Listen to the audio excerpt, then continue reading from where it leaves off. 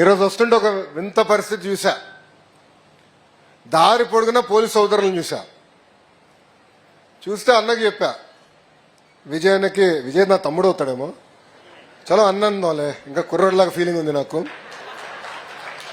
సత్య నా కారులో అంటే చెప్పా, ఎందుకన్నా ఇంతమంది పోలీసు వాళ్ళు ఉన్నారు అంటే నక్సల్ ఏరియా అన్నారు. అరే ప్రతిపక్షంలో ఊరంతా నడిచినప్పుడు ఎప్పుడు కంపడలేదు, ఇప్పుడెందుకు కంపడుతున్నారని అడిగిన. ఈరోజు అదే కానిస్టేబుల్ గారు, అదే ఎస్ఐ గారు, సిఐ గారు, డిఎస్పీ గారు, ఎస్పీ గారు నుంచి మనకు సెల్యూట్ కొడుతున్నారంటే అది ప్రజా తీర్పు వల్ల.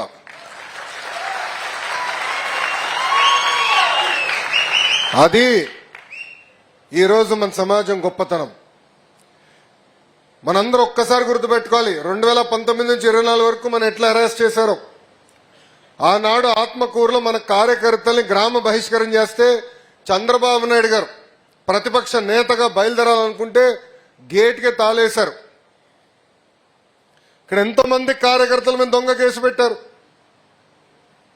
అచ్చెన్నాయుడు గారిని పట్టుకెళ్లారు, కొల్లన్న పట్టుకెళ్లారు, జేసీ ప్రభాకర్ రెడ్డి గారు, బీసీ జనార్దన్ రెడ్డి గారు, దేవినేని ఉమా గారు, ఇట్లా చెప్పుకుంటూ పోతే రోజంతా పడుతుంది.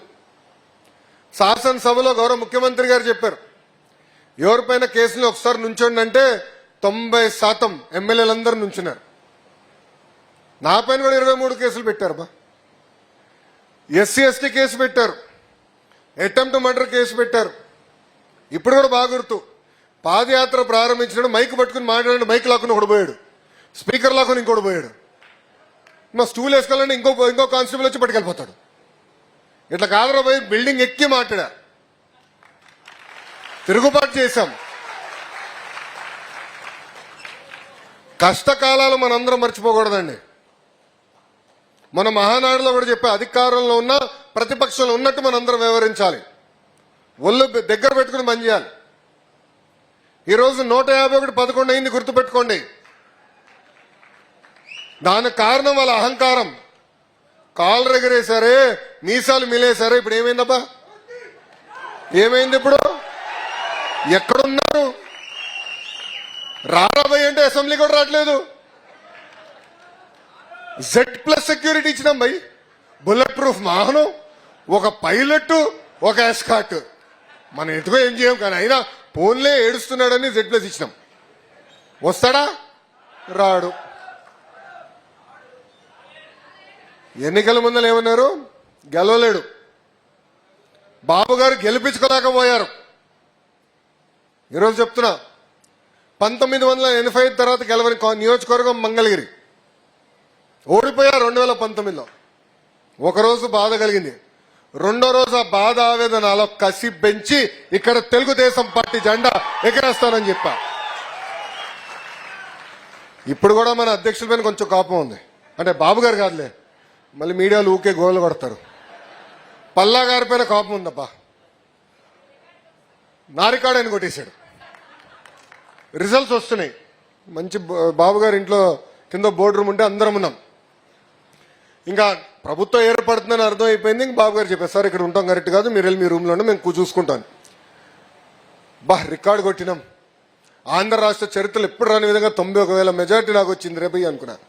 మావాడు ఇక్కడనే ఒకడు ఉన్నాడు, నరేషన్, వచ్చి సార్ అంత బొమ్మ లేదు, కొట్టేశాడు. ఎవరు? పల్లా శ్రీనన్న కొట్టేశాడు, మీరు రికార్డు చెప్పినాడు. ఫోన్లు 20 అనుకున్నా.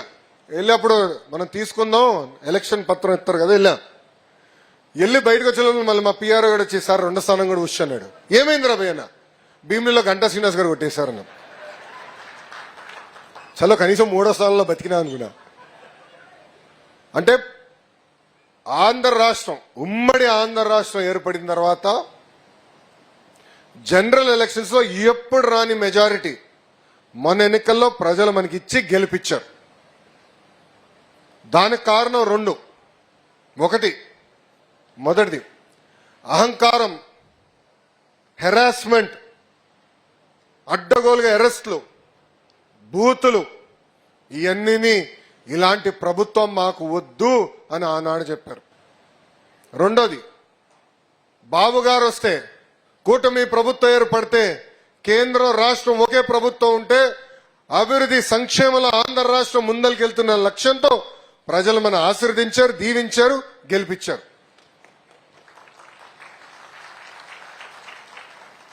మీరందరూ కష్టపడ్డారు.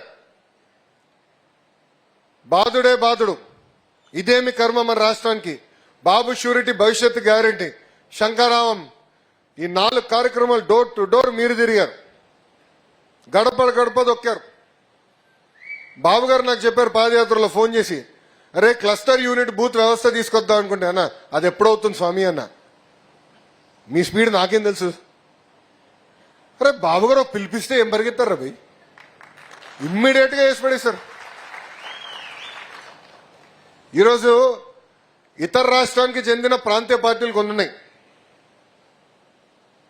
వాళ్ళందరూ వాళ్ళ నాయకులు అందరూ నాతో మాడతారు, ఢిల్లీకి వెళ్ళినప్పుడు ఎప్పుడో కనబడతారు. అరే మీరు ఎట్లా చేస్తారు ఈ సభ్యత్వం, మీరు ఎట్లా చేస్తారు ఈ క్లస్టర్ యూనిట్ బూత్ అని నన్ను అడిగితే ఒకటి చెప్పా, టెక్నాలజీ కాదురా భయ్, అది మా బ్లడ్ లో ఉంది, దట్ ఈస్ తెలుగుదేశం పార్టీ అని చెప్పిన. టెక్నాలజీ ఎంతైనా తీసుకురావచ్చు, ఫోన్లు ఎన్నైనా కొనొచ్చు, కానీ చెమటోర్చి కష్టపడి గడప దొక్కి ఎన్ని ఇబ్బందులున్నా కేసులు పెట్టినా నిలబడింది తెలుగుదేశం పార్టీ కార్యకర్తలు. మనం చూసాం, లోకల్ బాడీ ఎన్నికలు జరిగినాయి, మీసాలు మిలేసి తొడగొట్టాడు ఒక పెద్ద ఆయన, ఎవరైనా ఎవరు, అంజిరెడ్డి తాత. ఇప్పుడు కూడా కంపడుతూ ఉంటుంది ఇన్స్టాగ్రామ్ లో వీడియో. ఈయనటి వెళ్తే ఆడు అటు పరిగెడతాడు, ఇంక అర్థం అవుతుంది ఏంట్రీ వెళ్ళాడని. ఆహా కర్ర తీసుకొస్తున్నాడు, రారా కర్ర తీసుకుని అంటాడు. ఆ అంజిరెడ్డి తాతే నాకు స్ఫూర్తి. పల్నాడులో మంజుల గారిని చూసాం, బూత్ దగ్గర నిలబడితే కత్తిలతో దాడి చేశారు, రక్తం గారుతుందని నిలబడింది. చివరి ఓటు పడి ఈవీఎం లాక్ అయ్యే వరకు ఆమె వెళ్ళలేదు అక్కడ నుంచి. ఆ మంజుల గారే ఈరోజు మీ లోకేష్ కి స్ఫూర్తి. ఇంకా తోట చంద్రయ్య గురించి ఎంత చెప్పినా తక్కువే. మొన్న కూడా ఫోటో వీడియోలు చూసిన, బాధ కలుగుతుంది. తరిమి తరిమి కొట్టి నడి వీధిలో తల్లపైన కత్తి పెట్టి వాళ్ళ నాయకుడు ఒక్కసారి జై చేయమంటే జై చంద్రబాబు, జై తెలుగుదేశం అని చెప్పి ప్రాణాలు కోల్పోయిన తోట చంద్రయ్య నాకు స్ఫూర్తి. తోట చంద్రయ్య వాళ్ళ అబ్బాయికి ప్రభుత్వ ఉద్యోగం ఇవ్వాలంటే అధికారులు నాకు చెప్పారు, అసాధ్యం, అవ్వదు, చట్టం ఒప్పుకోవట్లేదు.